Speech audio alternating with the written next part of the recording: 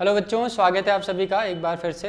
हम लोग अभी विजय बैच में, जो कि ग्रेड 10 के लिए हमारा बैच स्टार्ट हुआ है, इसमें हम लोग अभी पढ़ने जा रहे हैं हम लोग electric current, class 10th electric current, चाहे सीबीएसई पढ़िए चाहे आईसीएसई पढ़िए। और ये लेक्चर बेसिकली जो 12th के बच्चे हैं जिनको बेसिक बिल्कुल नहीं आता है इलेक्ट्रिक करंट का, उनके लिए भी ये वैलिड है, वो भी बच्चे देख सकते हैं। तो चलिए स्टार्ट करते हैं बच्चों हम लोग अपना लेक्चर। करंट इलेक्ट्रिसिटी, यहाँ पे एक सर्किट बना हुआ है बच्चों, ये इसे बोलते हैं इलेक्ट्रिकल सर्किट। ये क्या है आपके लिए? इलेक्ट्रिकल सर्किट है, इलेक्ट्रिकल सर्किट है बच्चों, इसे हम बोलेंगे इलेक्ट्रिकल सर्किट, है ना। और ये क्या लगा हुआ है? ये इसे सोर्स बोलेंगे, यहाँ पे सोर्स बोलेंगे बच्चों। और ये आपका क्या है? बल्ब है। ये आपका एक ऐसा डिवाइस है जो सर्किट से एनर्जी विड्रॉ करता है, सर्किट से एनर्जी लेता है। सोर्स है, और सोर्स को बेसिकली हम बोलते हैं बच्चों, इलेक्ट्रिकल इंजीनियरिंग जब करते हैं हम लोग, या जनरली इलेक्ट्रिसिटी जब आप पढ़ते हैं, तो जो सोर्स होता है उसे बोलते हैं एक्टिव एलिमेंट। क्या बोलते हैं बच्चों? Active element, active element. अब सोर्स का मतलब तो आपको पता ही होगा, सोर्स का काम क्या होता है? सर्किट को एनर्जी सप्लाई करना। और ये हमारा क्या है बच्चों? बल्ब है, जो कि सर्किट से एनर्जी विड्रॉ करता है, तो इसे हम बोल देते हैं पैसिव एलिमेंट। क्या बोलते हैं दोस्त? Passive elements, active elements and passive elements. तो आगे मूव करते हैं बच्चों, हम लोग कुछ सर्किट के अपने टर्मिनोलॉजी पे अभी काम करने वाले हैं। सर्किट में कुछ कुछ टर्म यूज होते हैं, उसको जरा हम फटाफट देखेंगे। इलेक्ट्रिक एलिमेंट क्या होता है?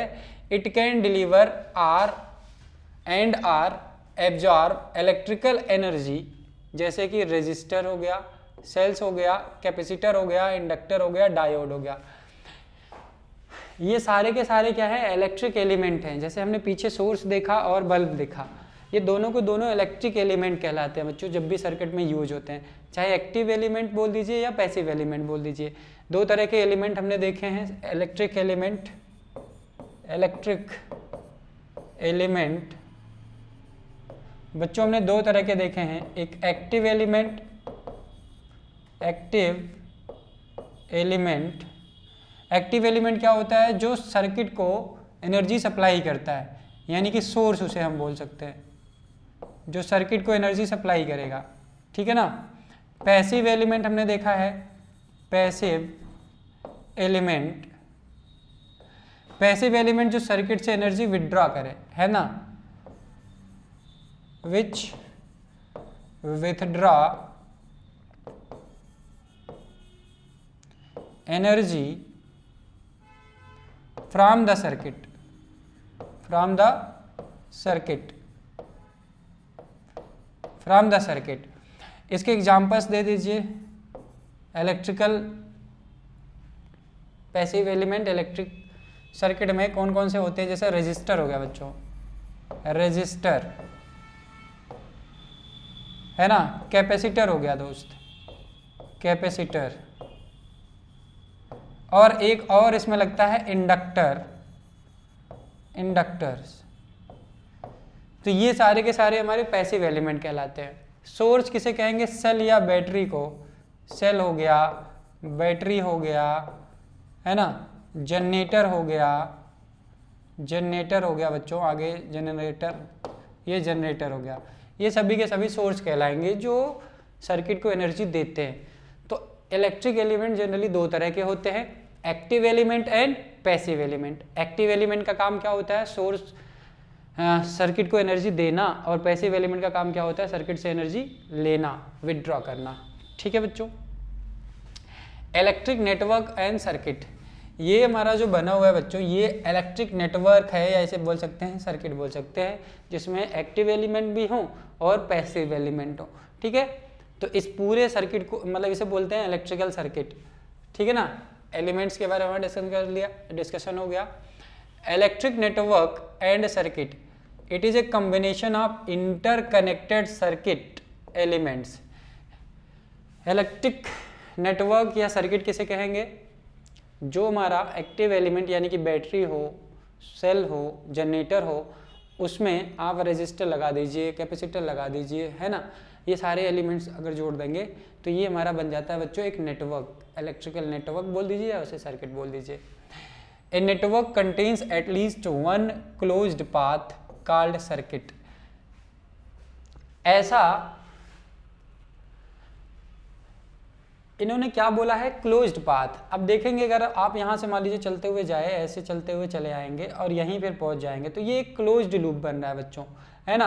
तो इसे हम लोग क्या बोल देते हैं भैया, सर्किट बोल देंगे। ये भी आपका एक क्लोज लूप का फॉर्मेशन हो रहा है। तो दो यहाँ पे क्लोज लूप बन रहे हैं, ठीक है ना। A network contains at least one closed path loop, जिसे सर्किट बोलेंगे, ठीक है ना।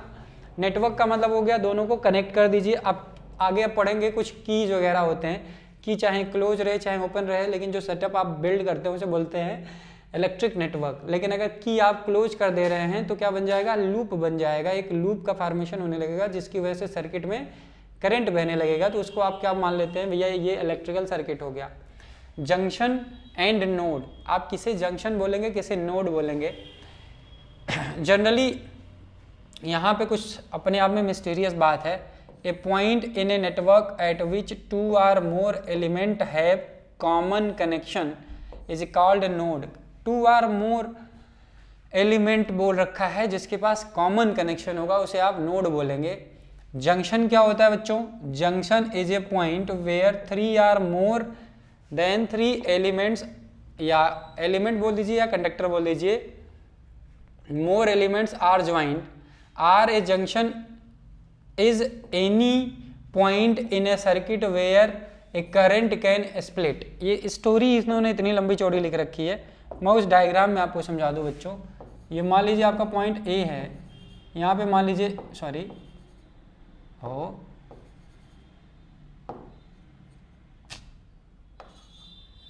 ये आपका पॉइंट ए है बच्चों और ये पॉइंट बी है। अब देखिए अगर यहाँ से करंट आएगा तो करंट के पास दो रास्ते हैं, एक रास्ता ये है, एक रास्ता ये है।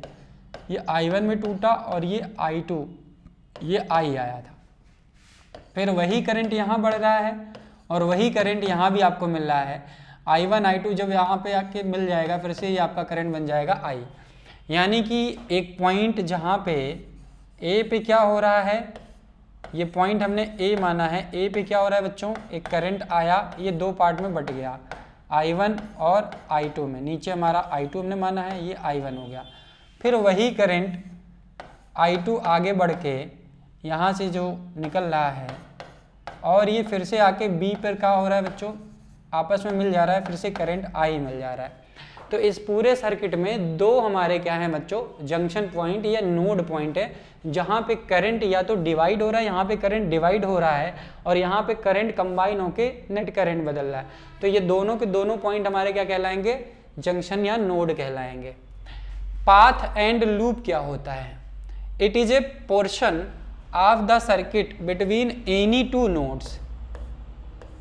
पोर्शन क्या होता है सर्किट का, बिटवीन एंड, जैसे हमने बोला ए और बी ले लीजिए, ए और बी को आपस में यहाँ से ऐसे देख लीजिए, तो इसको आप क्या बोल सकते हैं, it is A portion of the circuit between any two nodes.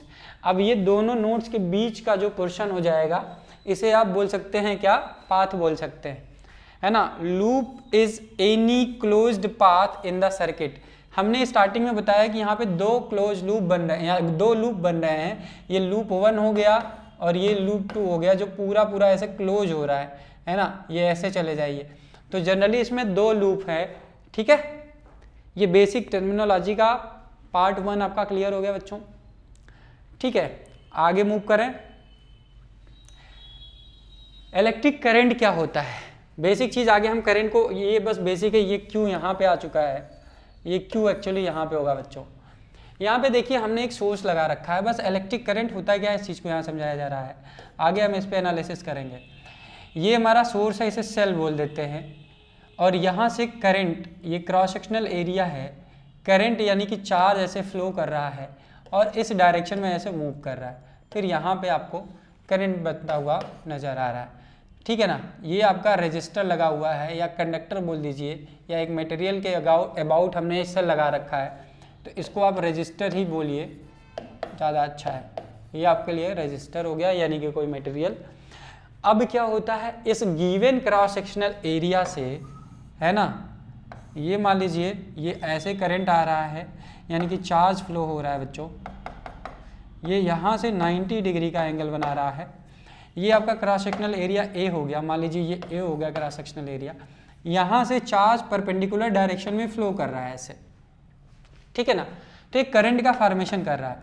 तो अगर हम कहें भाई अगर हमको करंट फाइंड आउट करना है इस क्रॉस सेक्शनल एरिया के अबाउट, तो हम क्या लिखेंगे, I = Q/T लिख देंगे बच्चों। Q का मतलब क्या होता है, चार्ज, T का मतलब समय, यानी कि गिवन क्रॉस सेक्शनल एरिया से rate of flow of charge क्या है, वो हमारा कहलाएगा इलेक्ट्रिक करंट।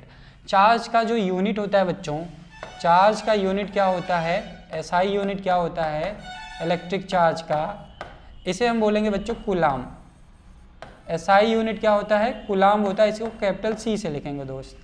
और समय का यूनिट क्या होता है मेरे भाई, SI यूनिट सेकेंड होता है, ठीक है, इसे हम लोग स्मॉल s से लिखेंगे। तो देखिए करंट का यूनिट क्या बना, कूलाम पर सेकेंड। और इस करंट के बारे में इंफॉर्मेशन ओम ने दिया था पहले, तो इसी वजह से उनके नाम पर इसका यूनिट भी पड़ा है, उसे बोला गया, सॉरी ओम ने नहीं दिया था, एम्पियर ने दिया था, मेरे मुंह से ओम निकल गया, एम्पियर ने दिया था। तो ये चार्ज कूलाम पर सेकेंड को हम एम्पियर भी बोलते हैं, क्या बोलते हैं दोस्त, एम्पियर भी बोलते हैं। तो ये आ गया हमारा कैपिटल A, ठीक है। तो ये चार्ज के बारे में, मतलब करंट के बारे में बेसिक इंफॉर्मेशन हो गया। Charge in motion represents A current. Charge जब किसी सर्किट में बहता है तो उसकी वजह से क्या होता है, करंट पैदा होता है। It has both magnitude and direction, है ना। करंट के पास बच्चों मैग्नीट्यूड भी है, डायरेक्शन भी है। आप यहाँ देख रहे हैं, ये इसको मान लीजिए A, इसको मान लीजिए B, तो करंट के पास एक डायरेक्शन भी है। मान लीजिए 2 एम्पियर का करंट बह रहा है, तो A से B जा रहा है, तो इसके पास मैग्नीट्यूड भी है और डायरेक्शन भी है। बट ये वेक्टर के कुछ नियमों को नहीं मानता, जैसे law of addition of vectors को नहीं फॉलो करता है, इसलिए इसको बोल दिया जाता है टेंसर क्वांटिटी। ना ही ये स्केलर है और ना ही ये वेक्टर है, ठीक है ना, but not a vector quantity.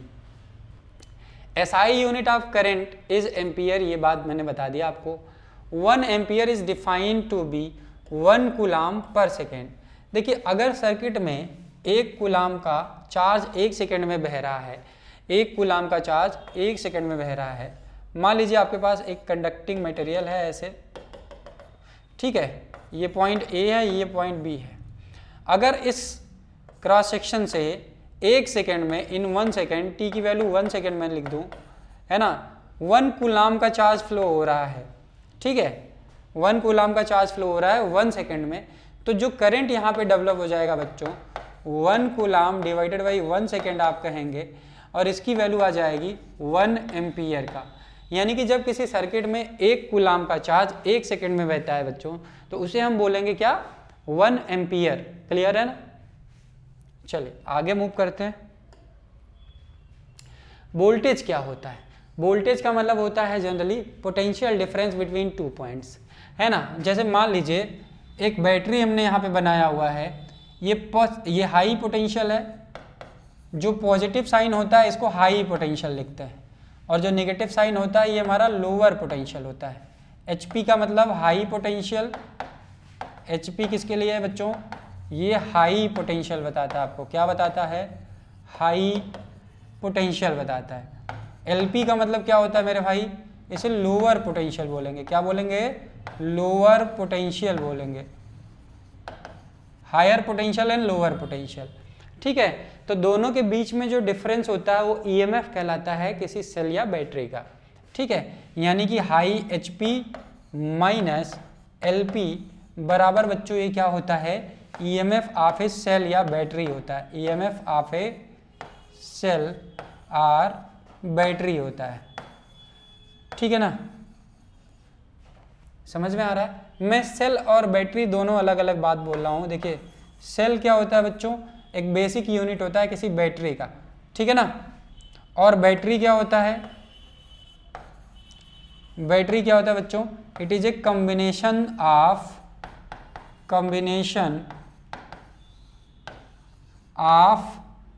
Sales. Combination of cells को हम क्या बोलते हैं बच्चों? बैटरी बोल देते हैं। क्या बोलते हैं? कम्बिनेशन ऑफ सेल्स को बैटरी बोल देते हैं। बात समझ में आया?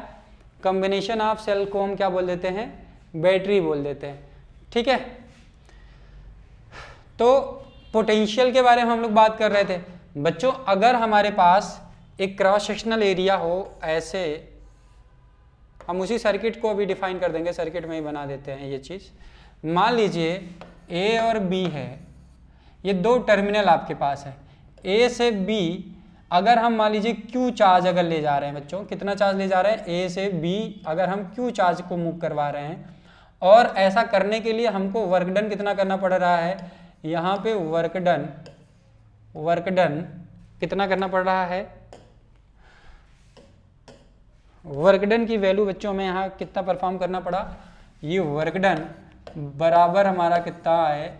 मान लो वर्क डन बराबर हम W वर्क डन कर रहे हैं A से B, मान लीजिए Q चार्ज को ले जाने में कितना कार्य करें हम, कितना वर्क डन करें? W करें। तो किसी ने बोला पोटेंशियल डिफरेंस A और B के बीच में बताइए क्या है? तो पोटेंशियल डिफरेंस का फार्मूला क्या हो जाएगा A और B के बीच में बच्चों? ये हो जाएगा work done in bringing a charge Q from A to B divided by charge Q। ठीक है बच्चों, तो ये W बाई Q हो जाएगा। और वर्क डन का SI यूनिट आपको पता है क्या होता है? जूल होता है। वर्क डन का SI यूनिट क्या होता है बच्चों? जूल होता है। इसका SI यूनिट क्या होता है? जूल होता है। और चार्ज का SI यूनिट हमने अभी बताया कूलाम होता है। तो पोटेंशियल डिफरेंस का यूनिट क्या हो जाएगा बच्चों? जूल पर कूलाम हो जाएगा। जूल पर कूलाम। पोटेंशियल के बारे में सबसे पहले दुनिया को किसने बताया? बोल्ट ने बताया। तो इसी वजह से उनके सम्मान में इस पोटेंशियल डिफरेंस का जो यूनिट रखा गया, बोल्ट रखा गया। क्या रखा गया? बोल्ट। जूल पर कूलाम को हम क्या लिख देते हैं? और बोल्ट लिख देते हैं बच्चों। इसको कैपिटल V से रिप्रेजेंट करते हैं। ठीक है ना? ये हो जाएगा potential difference between A and B। Clear है? यहाँ तक बात क्लियर हो गया बच्चों? The voltage across A terminal is a pair the voltage across A terminal pair इन्होंने बोला है, यानी कि A और B दो हमारे टर्मिनल हो गए। Terminal pair is a measure of work required to move a charge through the element. यानी कि A से B तक जो हमें Q चार्ज को मूव करवाने के लिए जो कार्य करना पड़ा, जो वर्क डन करना पड़ा, वो पर यूनिट चार्ज हमारा क्या हो जाएगा? ये इलेक्ट्रिक पोटेंशियल कहलाएगा। क्लियर है ना? It has both magnitude and direction. ये बच्चों ये लाइन थोड़ी सी गलत हो गई है, आप यहाँ इस लाइन के बारे में मत बात करिएगा, है ना?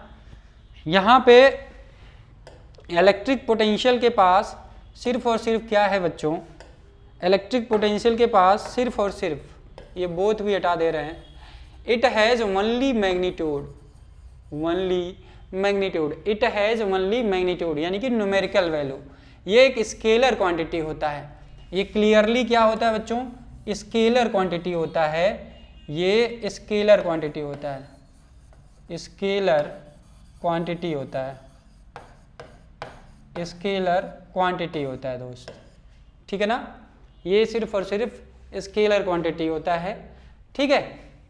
SI unit of voltage is volt. वो सारी चीज़ मैंने पीछे बता ही दिया आपको, कहीं इशू नहीं है मुझे लगता है। ये दोनों बातें मैंने आपको बता दिया है।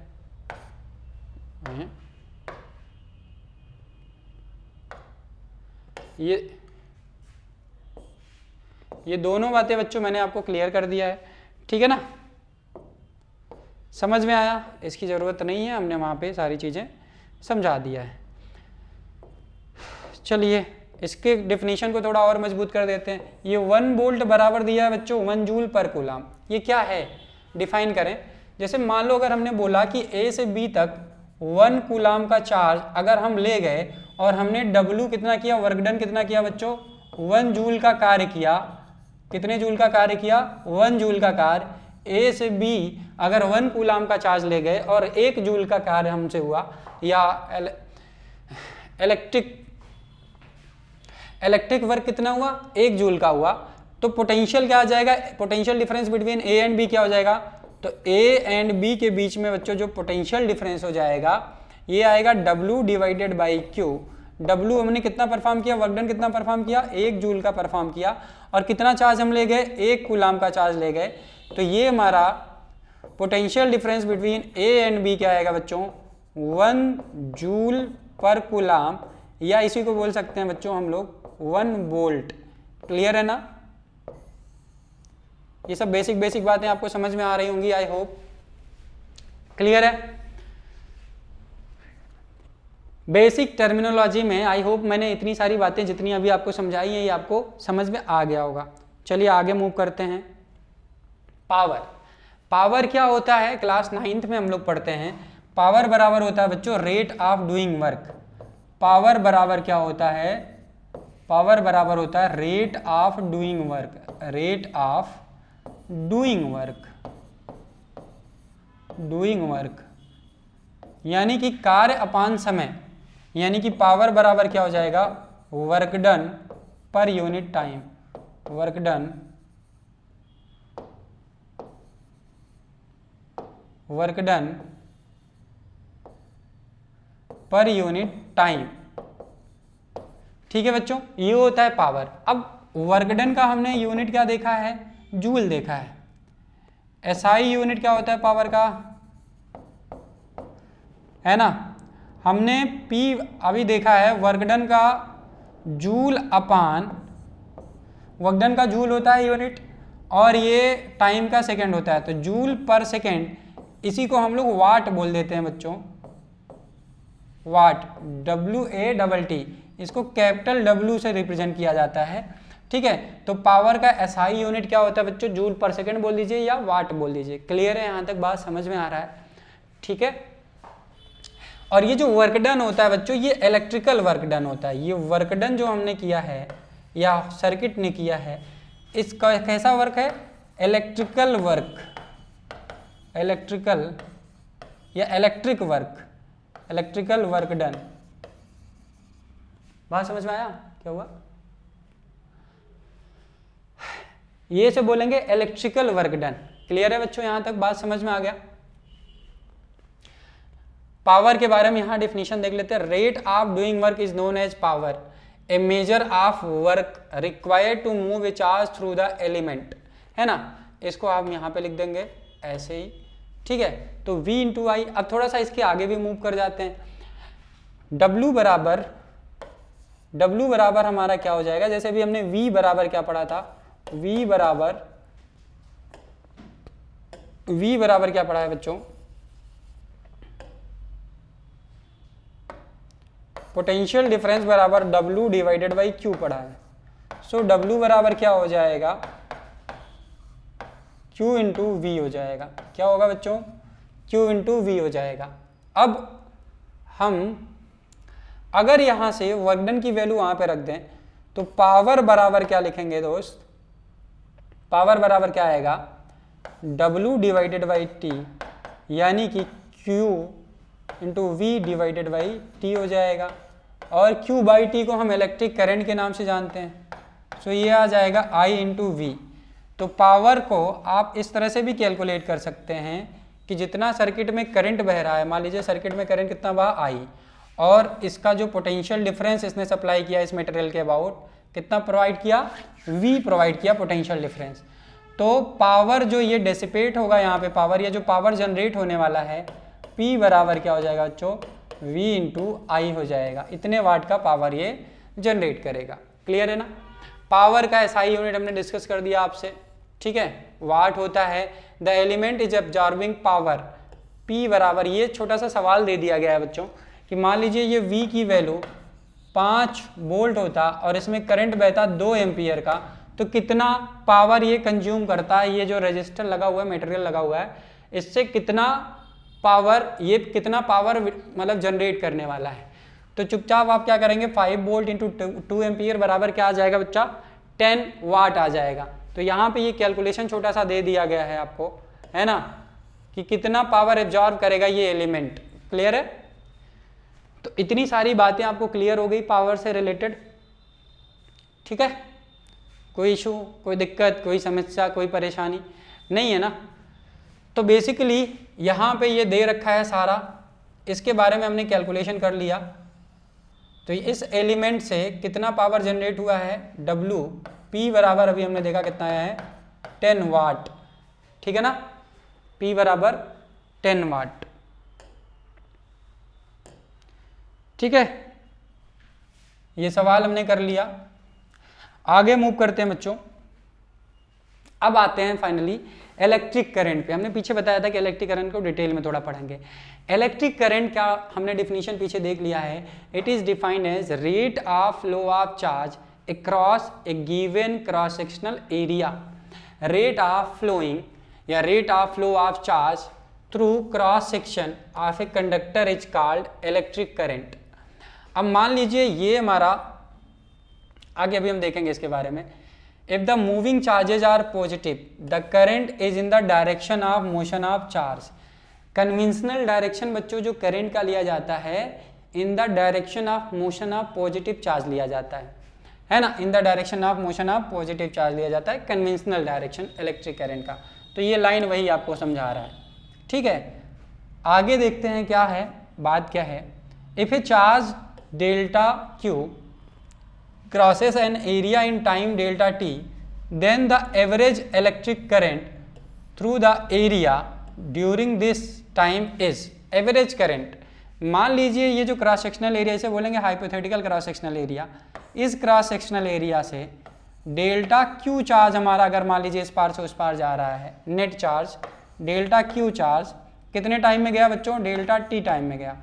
तो जो एवरेज करंट बहेगा, जो एवरेज करंट बहेगा यहाँ पे, देखिएगा कैसे हो रहा है। ये डेल्टा क्यू को थोड़ा और एक्सप्लेन कर। मान लीजिए आपने क्रॉस सेक्शनल एरिया ले लीजिए, कुछ चार्ज बच्चों इस डायरेक्शन में बहेगा, मान लीजिए Q1 इस डायरेक्शन में बहा, और कुछ चार्ज, कुछ इलेक्ट्रॉन्स इस डायरेक्शन में फ्लो होंगे बच्चों, ठीक है ना। कुछ चार्ज इधर बहेगा, कुछ चार्ज इधर बहेगा। तो डेल्टा क्यू की वैल्यू क्या आएगी यहाँ पे दोस्त, ये आ जाएगा Q1 माइनस Q2 हो जाएगा बच्चों। ये डेल्टा क्यू की वैल्यू आ गई। टाइम डेल्टा टी क्या है, टाइम इंटरवल है, टाइम इंटरवल है, ठीक है ना। डेल्टा क्यू चार्ज बहने में जो समय लगेगा उसे टाइम इंटरवल बोलेंगे, टाइम टेकन बोल देंगे। तो यहाँ से एवरेज करंट का फार्मूला क्या आ जाएगा, delta Q by delta T, यानी कि average charge flow divided by time taken. अब यहाँ पे n इंटू ई लिखा हुआ है, चार्ज का फार्मूला यहाँ पे लिख दिया गया है n इंटू, अभी बताएंगे हम n इंटू ई होता क्या है। तो अगर इस तरह की एक्टिविटी कुछ हो रही है तो एवरेज करंट का वैल्यू क्या आएगा, एवरेज करंट का value delta Q by delta T हो जाएगा दोस्त। और डेल्टा क्यू का वैल्यू हमने क्या देखा है, Q1 minus Q2 divided by delta T. Clear है ना। इतना एम्पियर का एवरेज करंट बहेगा इस गिवन कंडीशन में, ठीक है बच्चों। अब बात करते हैं किसी बॉडी, मान लीजिए कोई बॉडी है, ऐसे ए है, ए नाम का एक बॉडी है और बी नाम का एक बॉडी है। ए और बी, मान लीजिए ए हमारा क्या है बच्चों, हाइड्रोजन है ना, और बी हमारा क्लोरीन है। यानी कि HCl करके एक, मान लीजिए आपके पास एक ऐसे बॉन्ड हो। आपको पता है क्लोरीन इलेक्ट्रोनेगेटिव एलिमेंट होता है और हाइड्रोजन क्या होता है, इलेक्ट्रोपॉजिटिव एलिमेंट होता है, और इन दोनों के बीच में एक कोवेलेंट बॉन्ड बना है। तो अगर हाइड्रोजन का इलेक्ट्रॉन क्लोरीन अपनी तरफ विड्रॉ करने लगे, अगर हाइड्रोजन का इलेक्ट्रॉन क्लोरीन अपनी तरफ विड्रॉ करने लगे, तो यहाँ पे पार्शियल पॉजिटिव चार्ज आएगा और पार्शियल निगेटिव चार्ज आएगा। थोड़ी देर बाद जब हाइड्रोजन का जो इलेक्ट्रॉन है ये कंप्लीटली क्या, कौन ले ले, क्लोरीन ले ले, तो हाइड्रोजन पे कैसा चार्ज आता है बच्चों, प्लस, और क्लोरीन पे कितना चार्ज आ जाता है, माइनस आ जाता है। तो यहाँ प्लस और यहाँ माइनस चार्ज क्या आपको बताता है, ये आपको क्या समझा रहा है कि हाइड्रोजन ने अपना एक इलेक्ट्रॉन क्लोरीन को दे दिया है, यानी कि एक इलेक्ट्रॉन यहाँ से निकल गया और ये किसके पास पहुँच गया बच्चों, क्लोरीन के पास पहुँच गया। इसकी वजह से हाइड्रोजन बन गया पॉजिटिव चार्ज और क्लोरीन बन गया नेगेटिव चार्ज। हाइड्रोजन ने अपना इलेक्ट्रॉन डोनेट करा है किसको, क्लोरीन को, यानी कि इसे बोलेंगे इलेक्ट्रॉन डोनर। पॉजिटिव चार्ज क्या होता है बच्चों, इलेक्ट्रॉन डोनर होता है ना। और नेगेटिव चार्ज क्या होता है बच्चों, इलेक्ट्रॉन एक्सेप्टर होता है, इलेक्ट्रॉन एक्सेप्टर होता है, जो इलेक्ट्रॉन को एक्सेप्ट करता है। जो इलेक्ट्रॉन को देता है उसे इलेक्ट्रॉन डोनर बोलेंगे, जो इलेक्ट्रॉन को लेता है उसे इलेक्ट्रॉन एक्सेप्टर बोलेंगे। जो इलेक्ट्रॉन को देगा वो बनेगा पॉजिटिव चार्ज, जो इलेक्ट्रॉन को लेगा वो बनेगा नेगेटिव चार्ज। अच्छा एक बात बताओ, अगर ये हाइड्रोजन एक इलेक्ट्रॉन ना देके क्या हाइड्रोजन 0.1 इलेक्ट्रॉन दे सकता था क्लोरीन को, या 0.8 इलेक्ट्रॉन दे सकता था? तो हमें केमिस्ट्री में सिखाया जाता है या तो 1 इलेक्ट्रॉन देगा, या तो 2 देगा, या तो 3 देगा, या तो 4 देगा। मतलब जब भी एक एटम से दूसरे एटम पे कोई भी इलेक्ट्रॉन जाएगा तो पूरा पूरा इलेक्ट्रॉन जाएगा, पार्शियल या फ्रैक्शनल फॉर्म में नहीं जाएगा, ठीक है ना। यानी कि किसी भी बॉडी पे जो चार्ज पैदा होगा बच्चों, किसी भी बॉडी पर जो चार्ज पैदा होगा वो हमेशा हमेशा, मान लीजिए ए है, ए पे कुछ पॉजिटिव चार्ज आया, हमको पता चला यार ए पे कुछ पॉजिटिव चार्ज आया है, तो ये पॉजिटिव चार्ज क्यों आया? क्योंकि ए ने कुछ अपने इलेक्ट्रॉन को डोनेट करा है, लेकिन कितना करा ये हमको नहीं पता है ना। तो हम कहेंगे भैया जो +Q चार्ज इस पे आया है ये बराबर हो जाएगा जितना इसने नंबर ऑफ इलेक्ट्रॉन दिया है, जितना इसने नंबर ऑफ इलेक्ट्रॉन दिया है, n इंटू ई हो जाएगा दोस्त। क्या हो जाएगा? n इंटू ई हो जाएगा। तो किसी बॉडी पे अगर पॉजिटिव चार्ज पैदा हो रहा है तो +Ne हो जाएगा। लेकिन वहीं मान लीजिए ए ने दिया और बी ने एक्सेप्ट कर लिया, बी ने वही n इलेक्ट्रॉन एक्सेप्ट कर लिया बच्चों, बी ने वही n इलेक्ट्रॉन एक्सेप्ट कर लिया है, तो बी बन जाता है नेगेटिव Q चार्ज। तो ये Q चार्ज की वैल्यू यहाँ पे क्या आ जाएगी बच्चों? -n इंटू ई आ जाएगा। यहाँ क्या आ जाएगा? -n इंटू ई। यहाँ से एक स्टेटमेंट निकाला गया और बोला गया भैया कि charge is quantized, charge is quantized. Quantize का मतलब क्या होता है कि चार्ज जब भी ट्रांसफर होगा एक बॉडी से दूसरे बॉडी पे तो हमेशा हमेशा होल नंबर में ट्रांसफर होगा। होल नंबर का मतलब n मान लीजिए, n बताता है आपको इंटीजर के बारे में, लेकिन कैसा इंटीजर? होल नंबर में। तो n क्या है यहाँ पे? n क्या है सर? हमने n क्या लिखा है? n बच्चों होता है number of charge particle, charge particle. कैसा charge particle? Number of transferred charge particle, जो ट्रांसफर हुआ है, ट्रांसफर्ड चार्ज पार्टिकल। यानी कि किसी बॉडी ने अपने कितने इलेक्ट्रॉन को दिया है या किसी बॉडी ने कितने इलेक्ट्रॉन लिया है, तो उसे बोलेंगे नंबर ऑफ चार्ज ट्रांसफर्ड या नंबर ऑफ चार्ज पार्टिकल जो कि ट्रांसफर हुआ है। Number of charge particle transferred ऐसे लिख सकते हैं, यहाँ लिख सकते हैं इसको, कोई इशू नहीं है। Number of charge particle transferred है ना बच्चों, transferred. Number of charge particle transferred. तो किसी बॉडी पे जो चार्ज आता है उसको n की वैल्यू क्या होती है पहले यहाँ पे देख लीजिए। n बराबर होगा बच्चों या तो 1 होगा, या तो 2 होगा, या तो 3 होगा, या तो 4 होगा, या तो 5 होगा, ऐसा मान कुछ भी हो सकता है, ठीक है। n हमेशा होल नंबर में होगा।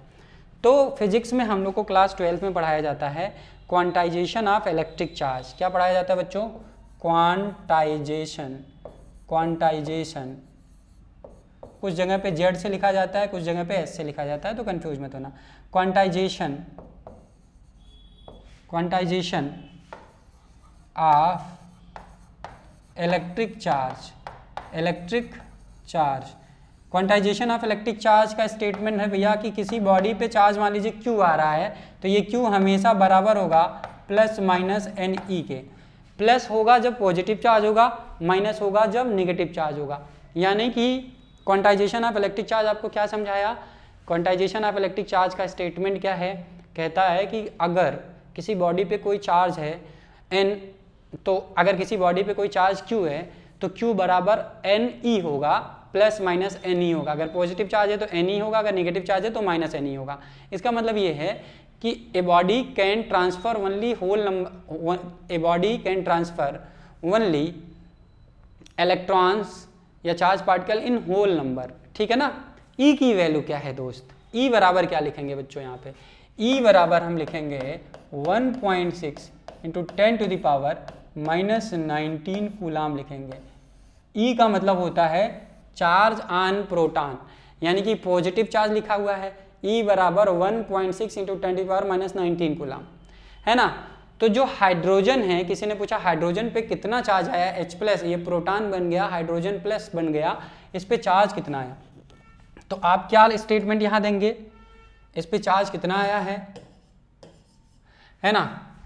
तो हाइड्रोजन पे चार्ज बच्चों यहाँ पे क्या आया है, चार्ज ऑन H+, ये बराबर बच्चों लिखेंगे आप +1 इंटू ई, यानी कि +1 क्या बता रहा है बच्चों, ये बता रहा है +1.6 इंटू 10⁻⁻19 कूलम का चार्ज हाइड्रोजन एटम पे आया है, जो H+ हुआ है।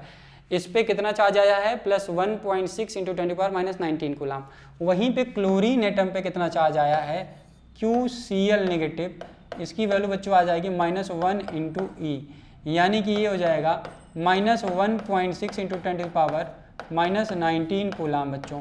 तो ये चार्ज ऑन Cl नेगेटिव आया है, ठीक है ना, बात समझ में आया ये, ठीक है। चलिए आगे बढ़ते हैं। आई होप आपको ये लॉजिक समझ में आ गया होगा, कॉन्सेप्ट समझ में आ गया होगा, यहाँ पे कहीं कोई इशू नहीं होगा आपको, ठीक है। कोई इशू हो देख लीजिए आप ध्यान से एक बार।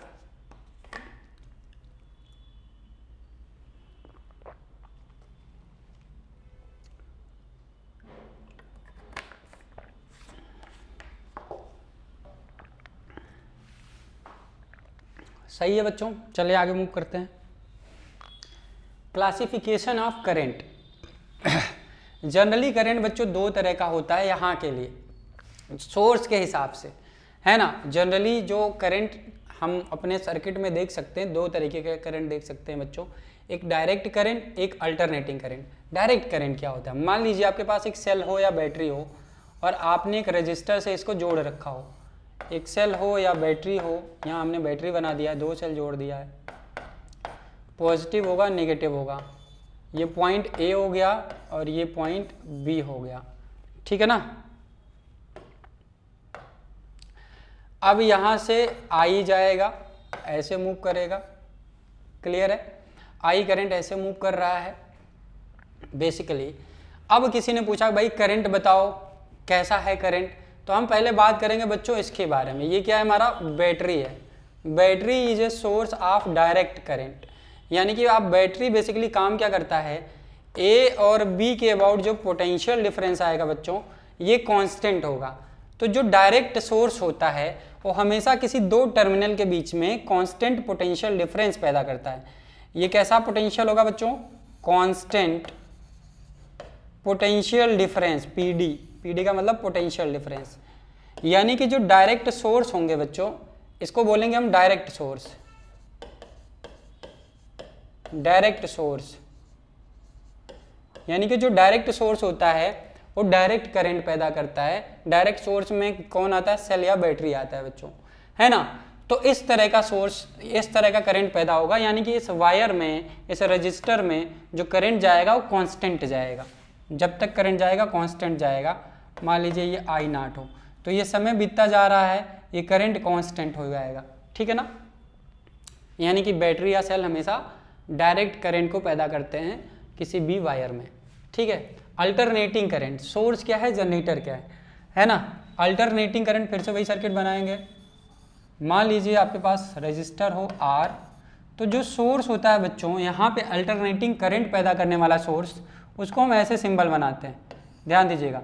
और ये बनाते हैं हम, ये हायर पोटेंशियल होता है, ये लोअर पोटेंशियल होता है, ठीक है बच्चों। अब ये जो सोर्स है इसको हम V0 sin ωt लिख दें। ये आपको भी समझ में उतना नहीं आएगा कि भैया ये क्या है, बट आपको इंट्रोड्यूस करवा दे रहे हैं कि फ्यूचर में आप इस चीज़ को आगे पढ़ेंगे। अब यहाँ बच्चों करंट जाएगा I, ये जो सोर्स होता है बच्चों इसे बोलेंगे कैसा, वेरिएबल या अल्टरनेटिंग सोर्स। Alternating source.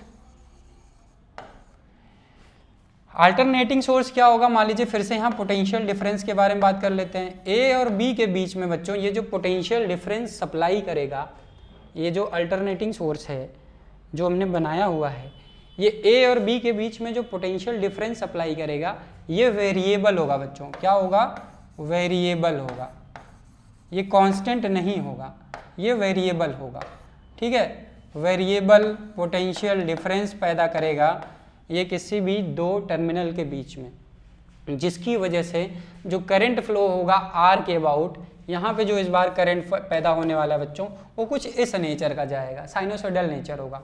ठीक है ना, बात समझ में आया।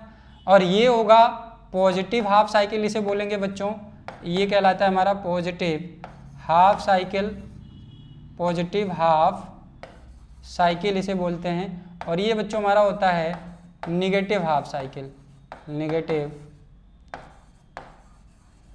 Half cycle. तो एक बनता है पॉजिटिव हाफ साइकिल, एक बनता है नेगेटिव हाफ साइकिल। यानी कि इस वायर में जो करंट होगा ऐसे प्लस माइनस, यानी कि इसका डायरेक्शन चेंज होता रहेगा, प्लस हाफ जाएगा तो ऐसे जाएगा, माइनस हाफ जाएगा तो ऐसे जाएगा। ठीक है, प्लस हाफ गया, पॉजिटिव करंट गया मान लीजिए इस डायरेक्शन में, तो नेगेटिव वाला जब हाफ साइकिल जाएगा तो ऐसे चलाएगा करंट। क्लियर है, ये इसे बोलते हैं अल्टरनेटिंग सोर्स या अल्टरनेटिंग करंट। क्लियर है, अल्टरनेटिंग सोर्स का एग्जांपल दे देंगे, यहाँ पे लिखा हुआ है जनरेटर।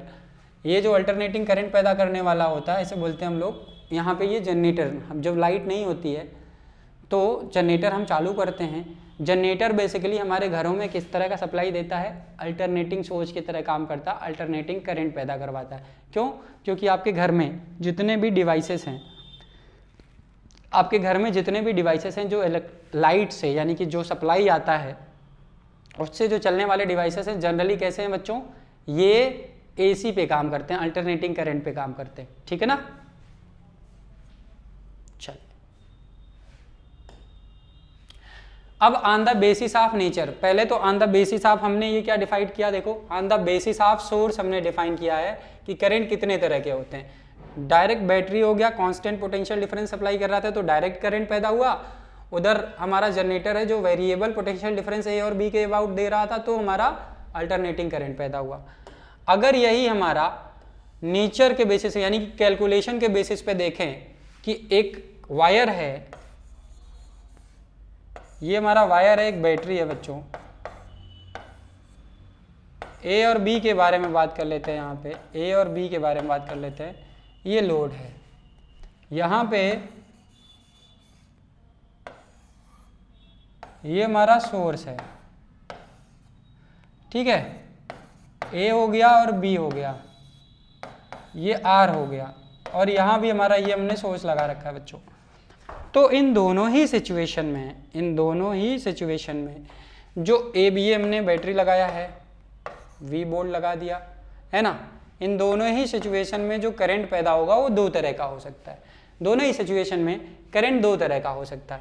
एक, जब आप किसी टाइम इंटरवल में कैलकुलेट करें, मान लीजिए डेल्टा टी टाइम में जब आप करंट को कैलकुलेट करते हैं, है ना, डेल्टा टी टाइम में कैलकुलेट कर रहे हैं किसको, करंट को, तो यहाँ पे एक टाइम इंटरवल इसे बोलेंगे। जब आप टाइम इंटरवल में आर के अबाउट यानी कि रजिस्टर के अबाउट आप करंट टाइम इंटरवल में कैलकुलेट करेंगे, टाइम इंटरवल में, तो आपको कौन सा करंट मिलेगा बच्चों, एवरेज करंट मिलेगा। कौन सा, एवरेज करंट मिलेगा, एवरेज करंट मिलेगा दोस्त। कैसा करंट मिलेगा, एवरेज करंट मिलेगा। ठीक है ना, एवरेज करंट मिलेगा, आई एवरेज इतना ही लिख देते हैं, एवरेज करंट आपको मिलेगा दोस्त। ठीक है ना, जब करंट लोड के अबाउट यानी कि रजिस्टर के अबाउट आप एक टाइम इंटरवल में कैलकुलेट करेंगे तो आपको एवरेज करंट मिलेगा। एवरेज करंट का फार्मूला क्या होता है, delta Q by delta T, यानी कि आर के अबाउट, लोड के अबाउट जो हमारा डेल्टा क्यू चार्ज बहा है डेल्टा टी टाइम में, ये हमारा कहलाएगा बच्चों आई एवरेज। क्या कहलाएगा बच्चों, आई एवरेज कहलाएगा। चाहे इस वाले कंडीशन में बात करिए चाहे इस वाले कंडीशन में, ये दोनों में ऐसे ही काम करेंगे आप, दोनों में इस तरह से आई एवरेज निकालेंगे। क्लियर है। अच्छा, अब दोनों ही सर्किट में आप करंट को एक पर्टिकुलर इंस्टेंट ऑफ टाइम पे निकाल लीजिए, एक पर्टिकुलर इंस्टेंट ऑफ टाइम, किसी जैसे मान लीजिए टाइम t बराबर 5 सेकंड पे निकाल लीजिए, टाइम t बराबर 10 सेकंड पे निकाल लीजिए, 15 सेकंड पे निकाल लीजिए, टाइम t बराबर 1 सेकंड पे निकालिए, 2 सेकंड पे निकालिए, मतलब जो भी सवाल में दिया रहेगा या जिस तरह से कंडीशन दिया होगा। तो if we are going to calculate current at a given instant of time then that current is known as instantaneous current. क्या बोलेंगे बच्चों, इंस्टेंटेनियस करंट। क्या बोलेंगे, इंस्टेंटेनियस करंट। ये बेसिकली आपके सिलेबस में नहीं है, बस आप जान लीजिए कि इंस्टेंटेनियस करंट होता क्या है, ठीक है ना। तो अगर हम यही करंट किसी पर्टिकुलर इंस्टेंट ऑफ टाइम पे लेते हैं तो ये हमारा बन जाता है इंस्टेंटेनियस करंट। अब ये एक फार्मूला दे दिया गया है जो कि लिमिट वगैरह लेके दे दिया गया है, इसको बोलेंगे डिफरेंशियल इक्वेशन। ये क्या है, ये डिफरेंशियल फॉर्म है, डिफरेंशियल फॉर्म है जो कि क्लास 10th में ये जनरली पढ़ाया नहीं जाता है, ठीक है, समझ में आ रहा है। तो इसलिए इंस्टेंटेनियस करंट के बारे में आपको बहुत ज़्यादा परेशान होने की जरूरत नहीं है कि इंस्टेंटेनियस करंट क्या होता है। बस ये जान लो कि I बराबर dq/dt होता है, ये डिफरेंशियल फॉर्म होता है। जिस बच्चे को डिफरेंशिएशन आता है वही ये सारी चीज़ें कैलकुलेट कर पाएगा। क्लियर है, इतनी बात समझ में आ गई। करंट दो तरह का होता है, किसके बेसिस पे, नेचर के बेसिस पे। सर्किट चाहे जैसी हो, दोनों ही जगह पे आप एवरेज निकालेंगे, दोनों ही जगह पे आप इंस्टेंटेनियस निकालेंगे। एवरेज का मतलब हो गया एक टाइम इंटरवल में जब हमने करंट को कैलकुलेट करा सर्किट में तब बोलेंगे हम आई एवरेज आया है। और इंस्टेंटेनियस का मतलब दोनों ही तरह के सर्किट में किसी पर्टिकुलर इंस्टेंट ऑफ टाइम पर कितना करंट बहा ए से बी, वो हमारा कहलाएगा बच्चों क्या, इंस्टेंटेनियस करंट, ठीक है। चलिए आगे बढ़े। अब थोड़ा सा हम जैसे लिखते थे पीछे भी हमने बताया था कि करंट हमारा टेंसर क्वांटिटी क्यों है, उसके पीछे की वजह यहाँ पे देखिए। Current is a scalar since it does not follow vectors law. ये स्केलर नहीं होता है बच्चों, current is a tensor quantity होता है, टेंसर क्वांटिटी होता है, टेंसर क्वांटिटी होता है। करंट स्केलर नहीं होता है, टेंसर क्वांटिटी होता है ना। Current is a tensor quantity since it does not follow vectors law of addition या वेक्टर लॉ ऑफ एडिशन। अब अगर कोई बात करे कि यार ये 60 डिग्री बना रहा है दोनों वायर एक दूसरे से, इसमें करंट आया 2 एम्पियर का, इसे हम जंक्शन बोलेंगे, इसको ओ मान लीजिए, इसे जंक्शन या नोड बोलेंगे बच्चों। इधर से आ रहा है 2 एम्पियर का, इधर से जा रहा है 3 एम्पियर का, तो टोटल करंट इस डायरेक्शन में कितना बहा बच्चों, 5 एम्पियर का बहा। कितना बहा, 5 एम्पियर का। अब सिमिलरली यहाँ पे देख लीजिए, ओ इसको मान लीजिए, इस जंक्शन की तरफ कितना आ रहा है, 5 एम्पियर आ रहा है, और कितना आ रहा है, 3 एम्पियर आ रहा है। तो नेट करंट कितना बहेगा बच्चों, 8 एम्पियर बनेगा यहाँ पे, जबकि ये दोनों वायर 90 डिग्री पर है। तो यहाँ पे एंगल दोनों वायर के बीच में कितना है, इस बात पे कोई फर्क नहीं पड़ रहा है। ये टेंसर क्वांटिटी क्यों हुआ, इसके पास डायरेक्शन भी था, मैग्नीट्यूड भी था, लेकिन ये टेंसर क्वांटिटी क्यों हुआ, क्योंकि ये किस तरह से जुड़ रहा है, स्केलर एडिशन हो रहा है इसका। कैसा हो रहा है बच्चों, स्केलर एडिशन हो रहा है। ये जुड़ता कैसे है, करंट स्केलर एडिशन के थ्रू जुड़ता है, जिसकी वजह से इसको बोल दिया गया tensor physical quantity, tensor physical quantity, tensor physical quantity बोला गया दोस्त। क्या बोला गया, टेंसर फिजिकल क्वांटिटी बोला गया, ठीक है ना। याद रहेगा, करंट का एक्सप्लेनेशन मैंने आपको दे दिया। Direction of current is in the direction of flow of positive charge, or we can say opposite to the direction of flow of negative charge. ये हम पीछे आपसे डिस्कस कर चुके हैं कि जिस दिशा में conventional direction of electric current क्या होता है बच्चों। अगर मान लीजिए यहाँ पे क्रॉस सेक्शनल एरिया है, इस डायरेक्शन में प्लस क्यू बह रहा है ऐसे, और इस डायरेक्शन में माइनस क्यू बह रहा है, ये माइनस ऐसे, इस डायरेक्शन में माइनस क्यू बह रहा है, ध्यान दीजिएगा। तो प्लस क्यू की वजह से इस डायरेक्शन में करंट बहेगा I1, और क्योंकि माइनस क्यू चार्ज इधर बह रहा है तो इसकी वजह से भी एक करंट बहेगा बच्चों इस डायरेक्शन में I2। यानी कि जो direction of flow of current होता है वो opposite to the direction of flow of electron होता है। मान लीजिए आपके पास एक सर्किट है, छोटा सा सर्किट मैं बना दूं। ये मान लीजिए आपने एक कंडक्टर ऐसे जोड़ रखा है, एक बैटरी बच्चों आपने लगा लिया है, ऐसे आपने एक बैटरी लगा दिया, ये प्लस क्यू चार्ज है, ये माइनस क्यू चार्ज है। तो बच्चों इस कंडक्टर के अंदर एक्सेस ऑफ इलेक्ट्रॉन होते हैं, फ्री इलेक्ट्रॉन, जिसे मोबाइल इलेक्ट्रॉन बोलते हैं आप, ठीक है ना, या इसे चार्ज कैरियर भी बोल देते हैं इलेक्ट्रॉन को हम लोग, ठीक है। इलेक्ट्रॉन का काम क्या होता है, एनर्जी को एक एंड से दूसरे एंड तक पहुंचाना। एनर्जी एक तरह का ट्रांसपोर्टर, इलेक्ट्रॉन एक तरह का क्या होता है, ट्रांसपोर्टर वाला काम करता है बच्चों। इसका काम होता है एनर्जी को एक एंड से दूसरे एंड तक डिलीवर करना, है ना। तो इलेक्ट्रॉन यहाँ से कुछ एनर्जी उठाया और यहाँ तक पहुँचना, इलेक्ट्रॉन का फ्लो ऑफ मोशन यानी कि डायरेक्शन ऑफ फ्लो किधर होता है बच्चों, इस तरफ होता है। इलेक्ट्रॉन सर्किट में ऐसे बहेगा, ये इलेक्ट्रॉन के मोशन का डायरेक्शन है, इलेक्ट्रॉन के मोशन का डायरेक्शन ये इस तरह से है, देखिएगा ध्यान से, यानी कि इलेक्ट्रॉन हायर पोटेंशियल से लोअर पोटेंशियल बहता है, ये direction of flow of electron है दोस्त, ठीक है। इलेक्ट्रॉन को ई माइनस से ऐसे रिप्रेजेंट करते हैं, ठीक है। Direction of flow of electron है जो कि ऐसे चल रहा है। किसी ने पूछा करंट किस दिशा में बहेगा, तो इस करंट किस दिशा में बहता है बच्चों, हायर बाहर की ओर, बैटरी के बाहर की ओर जो करंट बहेगा वो कुछ ऐसे बहेगा, ऐसे, ये करंट के फ्लो का डायरेक्शन है ना। यानी कि करंट बाहर यानी कि बैटरी के बाहर हायर पोटेंशियल से लोअर पोटेंशियल बहता है, बैटरी के अंदर लोअर पोटेंशियल से हायर पोटेंशियल कौन बहता है दोस्त, करंट बहता है। तो करंट, ये डायग्राम जब भी आप करंट इलेक्ट्रिसिटी पढ़ें तो ये डायग्राम आपके दिमाग में छप जाए कि इलेक्ट्रॉन किधर बह रहा है और करंट किधर बह रहा है। तो करंट का जो कन्वेंशनल डायरेक्शन माना गया है कि flow of in the direction of flow of positive charge, ये पहला वाला स्टेटमेंट यही आपको बता रहा है कि इसका डायरेक्शन किधर होगा, flow of in the direction of flow of positive charge. Clear है बच्चों, ठीक है। अब यहाँ पे ये बात इन्होंने दे दिया है कि आपको slope of QT graph gives current.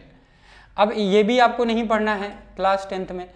Area under the IT curve gives you total charge या गिव्स अस टोटल चार्ज, ये भी आपको पढ़ना नहीं है, ठीक है। 10th में ये दोनों चीज़ें नहीं पढ़नी है, क्लियर है। 11th 12th के बच्चों के लिए दोनों पढ़ाया जाता है, ठीक है। चलिए आगे मूव करते हैं बच्चों, हम लोग सवाल करते हैं।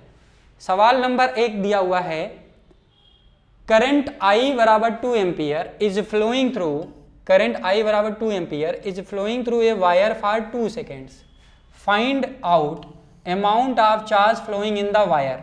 यानी कि मान लीजिए आपके पास एक क्रॉस सेक्शनल एरिया है, ये t टाइम में, t बराबर 2 सेकेंड में बच्चों, ये 2 सेकेंड में कितना करंट बह रहा है, यहाँ से 2 सेकेंड में 2 एम्पियर का करंट बाहर, कितने एम्पियर का, 2 एम्पियर का करंट बाहर 2 सेकेंड में। I की वैल्यू 2 एम्पियर दे दिया गया, I की वैल्यू 2 एम्पियर दे दिया गया और समय कितना दे दिया गया, 2 सेकेंड दिया गया।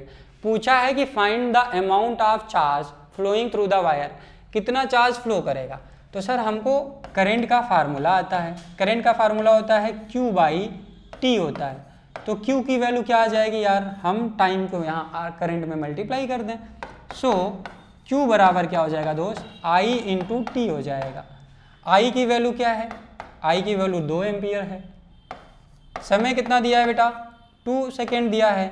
तो Q कितना बहा, चार्ज कितना बहा, ये 2 इंटू 2 क्या हो जाएगा दोस्त, 4 एम्पियर सेकेंड, और एम्पियर सेकेंड को हम कूलाम लिखते हैं, ये हो जाएगा 4 कूलाम का चार्ज हमारा बच्चों बहेगा 2 सेकेंड में इस वायर के अबाउट। तब आपको करंट कितना मिलेगा, 2 एम्पियर का मिलेगा, ठीक है बच्चों। इतना बात समझ में आया, देख लीजिए, ठीक है। चलिए आगे हम मूव करते हैं नेक्स्ट क्वेश्चन की तरफ। बोला है 20 ampere current flows through a cross section of 20 centimetre square for 20 second, find out number of free electron through that area. यानी कि total number of free electron कितने बहे उस एरिया, गिवन एरिया के अबाउट, इसको कैलकुलेट करना है। तो ठीक है, सबसे पहले हम क्रॉस सेक्शनल एरिया बना लेते हैं।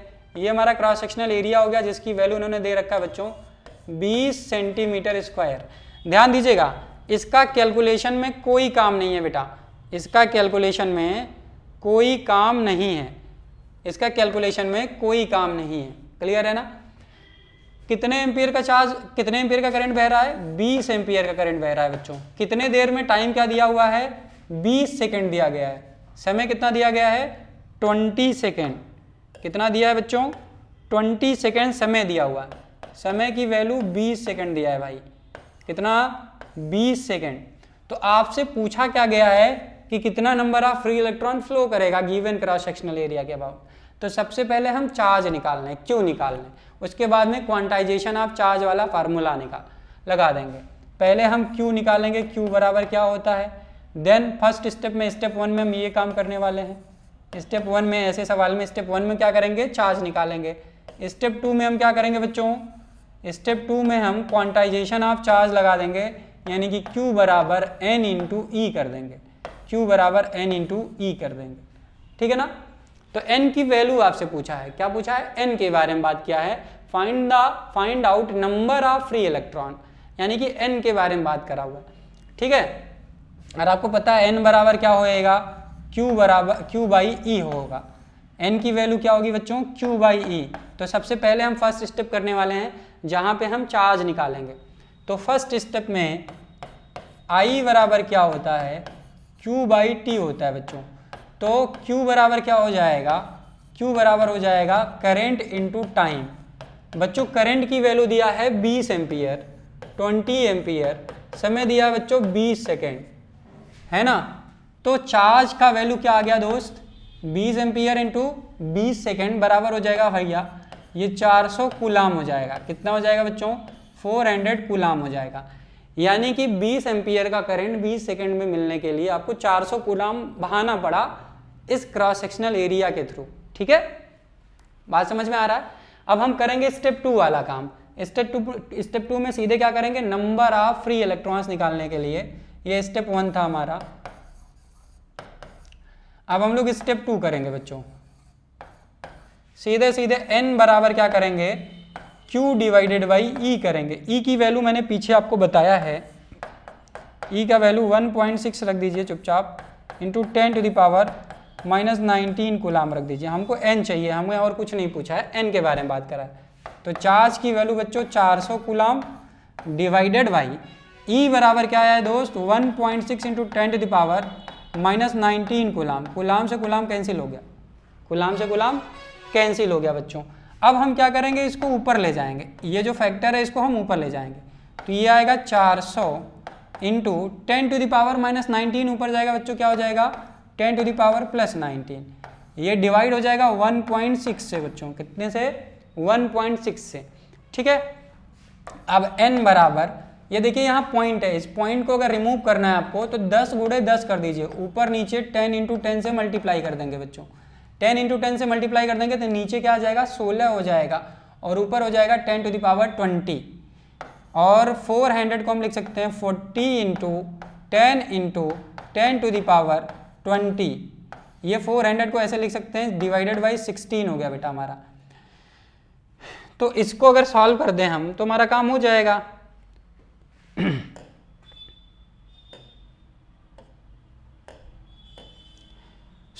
n बराबर क्या हो जाएगा दोस्त, ये 16 से अगर 40 हम डिवाइड बाई 16 करेंगे तो ये आएगा 2 इंटू, ये बच्चा कितना बचेगा, ये 32 हो जाएगा, बचेगा कितना रिमाइंडर, 8 बचेगा। और अगर पॉइंट लगा देंगे तो 8 हमारा 80 हो जाएगा। तो 16 से अगर डिवाइड करेंगे 80 को कितना आएगा भैया, 5 आएगा। तो ये 2.5 हो गया। और 10 से अगर आप फिर से मल्टीप्लाई कर देंगे इसमें तो ये 25 into 10 to the power 20 number of free electrons. n की वैल्यू कितनी आई है बच्चों, 25 into 10 to the power 20 number of free electrons, number of free electrons हमारे फ्लो कर रहे होंगे क्रॉस सेक्शनल एरिया के अबाउट। ये हमारा इसका आंसर है। तो स्टेप 1 क्लियर हो गया आपका, स्टेप 2 आपका क्लियर हो गया, ठीक है। ऐसे सवाल में ये 2 स्टेप फॉलो करेंगे। क्लियर है बच्चों, चलिए आगे बढ़े, नेक्स्ट क्वेश्चन देखते हैं। बोला है इन ए डिस्चार्ज ट्यूब, ध्यान दीजिएगा, in a discharge tube 3 into 10 to the power 18 electrons per second are moving from right to left direction. ये मान लीजिए एक हाइपोथेटिकल ऐसे क्रॉस सेक्शनल एरिया दे दीजिए। बोला है इस डायरेक्शन में Q1 बराबर बच्चों कितना दिया है, 3 into 10 to the power 18 electrons per second. ये बच्चों इलेक्ट्रॉन्स, ध्यान दीजिएगा, ये electrons per second left to right right to left जा रहा है। ये आपका क्या है, राइट टू लेफ्ट जा रहा है। ये राइट डायरेक्शन होगा और ये लेफ्ट होगा। तो इस डायरेक्शन में कितना इलेक्ट्रॉन गया है 1 सेकेंड में, 3 इंटू 10 पावर 18 इलेक्ट्रॉन 1 सेकेंड में गया है ना। देखिए Q बराबर क्या होता है, N इंटू ई होता है। तो N ये सवाल में क्या दिया गया है, नंबर ऑफ इलेक्ट्रॉन पर सेकेंड दिया गया है बाबू। तो इसकी वैल्यू अगर Q1 की वैल्यू अगर हम लिखें तो क्या आएगा 3 × 10⁻18 डिवाइडेड बाई सेकेंड हो जाएगा, पर सेकेंड दिया है, इंटू ई की वैल्यू क्या होगी, यहाँ पे इलेक्ट्रॉन दिया है तो माइनस ई वाला कॉन्सेप्ट लगा देंगे, यहाँ पे -1.6 × 10⁻19 कूलाम हो जाएगा। इतना कूलाम का चार्ज राइट टू लेफ्ट जा रहा है लेकिन माइनस साइन के साथ जा रहा है, इलेक्ट्रॉन बहा है। तो इस इलेक्ट्रॉन जो के बहने से जो करंट पैदा होगा बच्चों वो लेफ्ट टू राइट डायरेक्शन में होगा, लेफ्ट टू राइट डायरेक्शन में। तो Q1 की वजह से जो करंट आएगा इधर आएगा, I1 Q1 की वजह से जो करंट आया है वो इस डायरेक्शन में पैदा होगा। इलेक्ट्रॉन अगर इधर बह रहा है तो करंट इधर पैदा होगा, ठीक है ना। अच्छा, अब क्योंकि पर सेकंड दिया है तो यानी कि ये करंट के बारे में बात कर लिया है। तो I1 कितना आ गया बच्चों आपका, I1 की वैल्यू इसको जरा सॉल्व करिए, ये 10⁻18 को जब इससे मल्टीप्लाई करेंगे I1 बराबर ये आया है माइनस, ये आ जाएगा 16 × 3 करेंगे बच्चों तो 4.8 हो जाएगा, इंटू 10⁻1 बचेगा, इतना कूलाम पर सेकेंड यानी कि इतना एम्पियर का करंट बह रहा है इस डायरेक्शन में। 10⁻1 को अगर हम खत्म करना चाहें तो बच्चों ये कितना हो जाएगा, -0.48 एम्पियर बह रहा है करंट।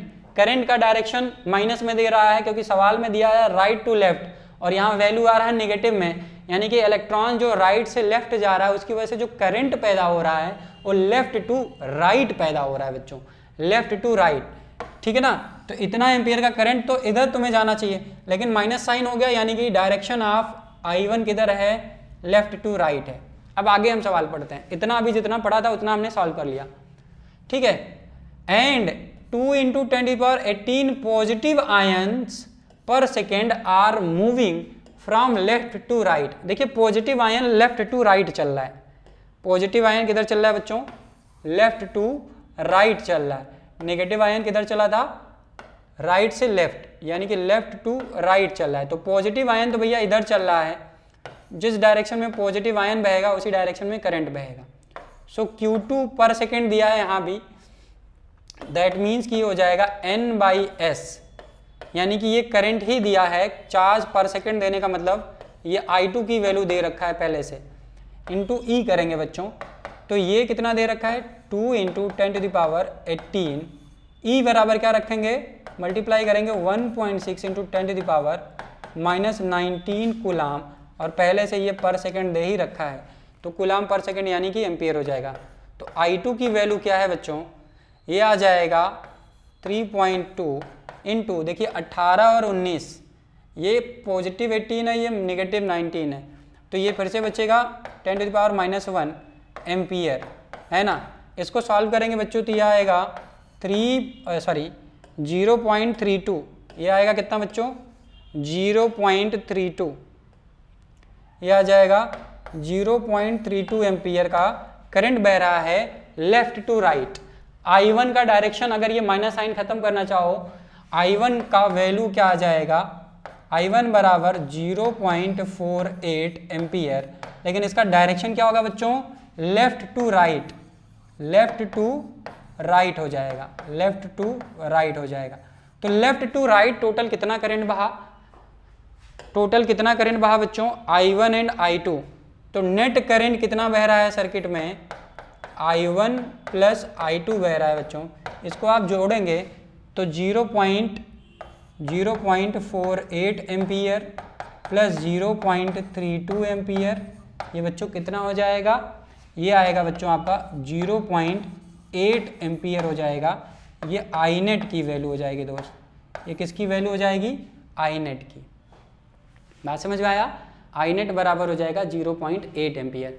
यानी कि इस तरह के सवाल भी आपसे पूछे जा सकते हैं बोर्ड एग्जाम में, है ना। या आप मान लीजिए NTSC या ओलंपियाड का प्रिपरेशन वगैरह कर रहे हैं तो ऐसे छोटे छोटे सवाल आपसे पूछे जा सकते हैं। ठीक है बच्चों, नेक्स्ट क्वेश्चन करते हैं हम लोग, और काफ़ी महत्वपूर्ण और मज़ेदार सवाल है ये। बोला है एन इलेक्ट्रॉन रिवॉल्विंग, देखिए एक इलेक्ट्रॉन है, an electron revolving in a circular track of radius, radius कितना दिया बच्चों 1.5 सेंटीमीटर। तो पहले हम यही करेंगे कि सेंटीमीटर को हम मीटर में कन्वर्ट करेंगे। 1.6 इंटू 10⁻⁻² मीटर कर देंगे बच्चों। With a constant speed 3.14 into 10⁻6 metre per second से इलेक्ट्रॉन एक सर्कुलर ट्रैक पे चल रहा है। ये इलेक्ट्रॉन है, ये इलेक्ट्रॉन है, इस तरह से ये ऐसे सर्कुलर ट्रैक में ऐसे गोल गोल घूम रहा है इस न्यूक्लियस के अबाउट या सेंटर के अबाउट। ठीक है, अपने ऑर्बिट में इलेक्ट्रॉन गोल गोल घूम रहा है, ऑर्बिट भी तो सर्कुलर ट्रैक ही है। ठीक है, ये पूछा क्या है आपसे, find the current flown in the circuit.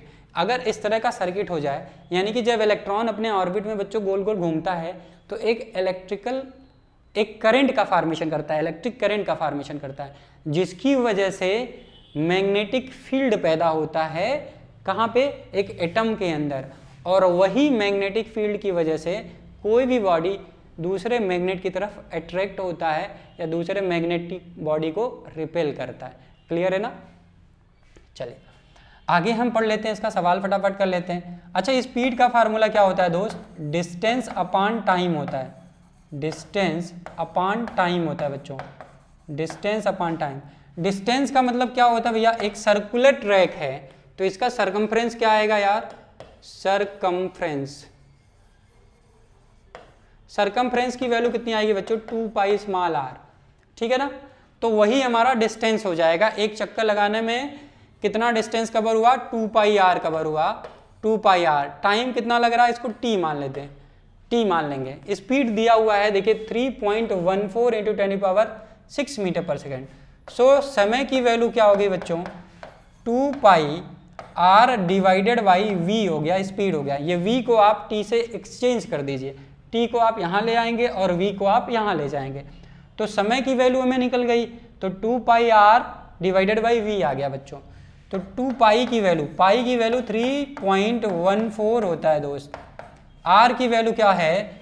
1.6 into 10⁻², 1.6 into 10⁻² दिया है मेरे भाई। डिवाइड करेंगे v से, v की वैल्यू क्या है? 3.14 इंटू 10⁻6 दिया गया है ना? 2 into 3.14 into 1.6 into 10⁻² divided by 3.14 into 10⁻6 है। अब देखें ध्यान से, ये आपस में ये कैंसिल आउट हो जाएगा। ये 10⁻6 किधर जाएगा बच्चों? ऊपर जाएगा। किधर जाएगा? ऊपर जाएगा। सो समय बराबर क्या हो जाएगा? टाइम बराबर क्या हो जाएगा? 2 इंटू 1.6, यानी कि वैल्यू क्या हो जाएगी? 3.2 हो जाएगा। 3.2 इंटू पहले से 10⁻² था, ये भाई साहब ऊपर भी चले गए तो 10⁻8 हो जाएगा बच्चों।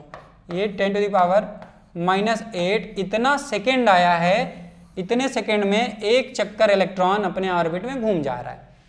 इसे बोलेंगे टाइम पीरियड। आने वाले टाइम में इसी को बोलते हैं हम लोग टाइम पीरियड। एक चक्कर लगाने में कितना समय लगता है किसी बॉडी को, उसे बोल देते हैं टाइम पीरियड। ठीक है, अब बात कर लेते हैं करंट की। करंट का फार्मूला हम सबको पता है, चार्ज अपॉन टाइम होता है। हमने टाइम निकाल लिया और चार्ज इलेक्ट्रॉन दिया हुआ है, इलेक्ट्रॉन पे चार्ज कितना होता है आपको पता है। सो करंट बराबर बच्चों क्या हो जाएगा? Q बाई टी हो जाएगा। और एक ही इलेक्ट्रॉन दिया, n इलेक्ट्रॉन, देखिए यहाँ पे लिखा है सवाल में, n electron is revolving around the circular track. तो एक इलेक्ट्रॉन पे चार्ज कितना होता है बच्चों? 1.6 इंटू 10⁻⁻19 कूलाम होता है। समय हमने कितना निकाल लिया है? 3.2 इंटू 10⁻8 सेकेंड निकाला है। कूलाम पर सेकेंड आपका एम्पियर बन जाएगा।